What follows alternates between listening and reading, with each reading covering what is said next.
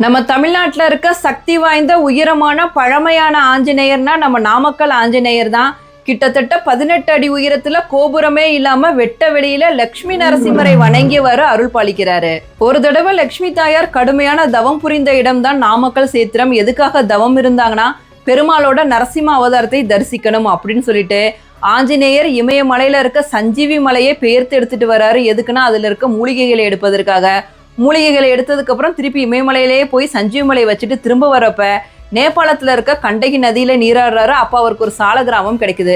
அந்த சால கிராமத்தை எடுத்துட்டு வானத்துல பறந்துட்டு வர்றாரு. அப்ப சூரிய உதயமாகுது. ஆஹா, சூரியன் வந்துட்டாரே, நமஸ்காரம் பண்ணணுமே அப்படின்னு சொல்லிட்டு சால கிராமத்தை கீழே வைக்கிறாரு. சூரிய நமஸ்காரம் எல்லாம் பண்ணிட்டு திரும்ப வந்து சால கிராமத்தை எடுக்கிறாரு. ஆனா எடுக்கவே முடியல. அவர் எந்த இடத்துல சால கிராமத்தை வச்சாருன்னா லட்சுமி தாயார் கடுமையான தவம் புரிந்த நாமக்கல் சேத்திரத்துல. அப்போ அவருக்கு ஒரு அசிரீரி ஒலி கேட்குது. ஆஞ்சநேயா, பயப்படாத, நான் அந்த இடத்துல இருப்பதற்கான முக்கியமான காரணம் லட்சுமி தாயாருக்கு அருள் பாலிப்பதற்கு. நீ போய் ராமருக்கு தேவையான உதவிகள் எல்லாத்தையும் செஞ்சுட்டு மீண்டும் இங்கே வா அப்படின்னு சொல்லுது. ஆஞ்சநேயரும் போயிட்டு ராமருக்கு தேவையான எல்லா உதவிகளையும் செஞ்சுட்டு மீண்டும் இந்த இடத்துக்கே வராரு.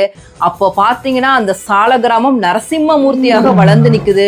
இதை பார்த்த ஆஞ்சநேயர் தன்னோட 2 கைகளையும் எடுத்து கும்பிட்டு அப்படியே நின்றவாறு நமக்கு எல்லாம் அருள் பாலிக்கிறாரு. அந்த கோவில் தான் நாமக்கல்ல இருக்க ஆஞ்சநேயர் கோவில். ரொம்ப ரொம்ப பழமையான சக்தி வாய்ந்த கோவில். ஆஞ்சநேயர் ஜெயந்தி வரப்போகுது. முடிந்தா எல்லோரும் போய் நாமக்கல் ஆஞ்சநேயரை தரிசிச்சுட்டு வாங்க. ஜெய் ஆஞ்சநேயா, அன்பே சிவம்.